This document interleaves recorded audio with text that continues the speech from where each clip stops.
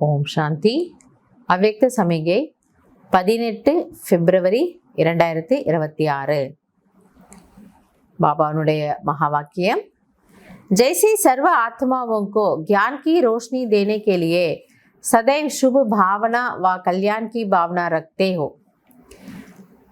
பாபா சொல்றாரு, எப்படி நீங்க எல்லாருக்காகவும் ஞானம் கொடுப்பதற்காக நீங்க சுப பாவனை சுப விருப்பங்கள் வைக்கிறீங்க. சரி, இந்த ஆத்மாக்களும் பாபா தெரிஞ்சுக்கிட்டோம், பாபா குழந்தையாகட்டும், ஆஸ்தி அடையட்டும், குஷியா இருக்கட்டும் அப்படின்னு நீங்க சுப சங்கல்பம் வைக்கிறீங்க.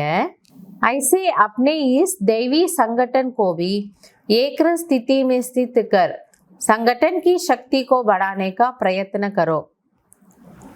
அதே போன்று வெளி உலகத்தில் இருக்கிறவங்களுக்காக நம்ம இப்படி சங்கல்பம் வைக்கிறோமா, இவங்கள பாபாவை தெரிஞ்சுக்கிட்டோம் அப்படின்ட்டு. இப்போ இந்த பரிவாரத்தை பத்தி பாபா பேசுறாரு. அதே போன்று இந்த தெய்வீக குடும்பத்தை, அதில் இருப்பவர்களும் நீங்கள் ஒரே ரசனைனா ஒரு பாபா, அந்த ஒரு மனநிலையில இருந்து கொண்டு சங்கட்டன் இந்த குழுவினுடைய சக்தியை அதிகரிப்பதற்காக முயற்சி செய்யுங்கள். ரொம்ப சிம்பிளா சொல்லணும், ஒரு பட்டியில உட்காடுறோம். அப்ப பட்டியில நமக்கு நல்லா அந்த பவர் ஃபீல் ஆகுது இல்லையா? எல்லாரும் அந்த ஒரு கமெண்ட்ரி அப்படி அன்புல மூழ்கி அதிலே நினைக்கிறோம். அப்ப அந்த பவர் ஃபீல் ஆகுது. அப்படி என்ன அர்த்தம்? ஏக்கிர ஸ்திதி, எல்லாரும் அந்த ஒரு ரசனையில ஒரே फ्रीक्वेंसीல நம்ம வந்துடுறோம். तब आपके इस दैवी संगठन की मूर्त में एकता और एकरस स्थिति का प्रत्यक्ष रूप में साक्षात्कार होगा. இப்போ பாபா சொல்லாரு, அப்பொழுது இந்த தெய்வீக குழுவினுடைய அந்த ஒரு ரூபம் எப்படி தெரியும்னா, இது ஒரு அழகான பரிவாரம்.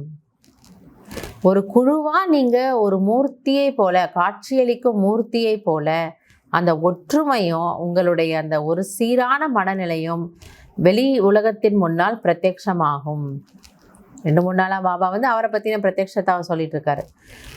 பட் நம்ம இன்னைக்கு என்ன சொல்றாரு, நீங்களும் பிரத்யட்சமாகணும். எப்போ எப்படி அப்படின்னா, ஒரு குழுவா நம்மை பார்ப்பதற்கு இவங்க எல்லாம் எப்படி ஒன்றை போல இருக்காங்க, எல்லாருடைய முகமும் எப்படி தேஜஸ் ஜொலிப்பா இருக்கு, அதுல ஒரு தெய்வீக தன்மை இருக்கு, அதுல ஒரு ஒரு திவ்யமான ஒரு அமைதி இருக்கு இல்லையா? அது வரணும். அந்த மாதிரி நீங்களும் பிரத்யக்ஷம் ஆவீங்க.